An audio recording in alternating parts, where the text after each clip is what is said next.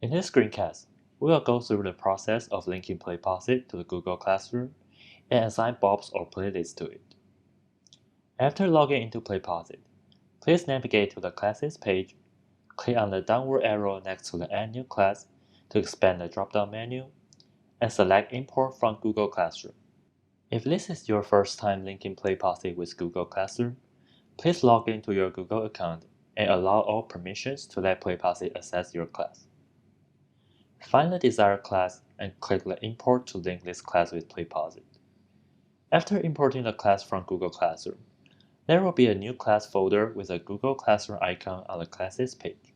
To assign a Bob, please go to My Bobs page, find the desired Bob, click on the thumbnail image or the triple dots icon behind the Bob, and select Assign from the drop-down menu.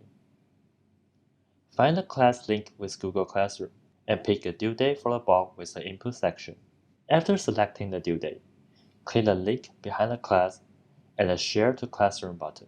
Instructors can then edit the title, max points, and the due time for this assignment.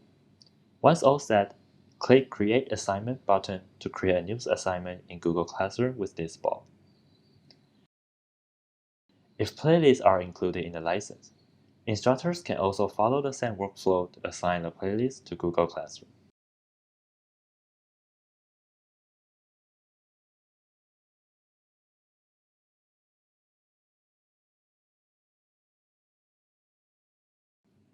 After taking the Bob, learners' grades will automatically pass back to Google Classroom.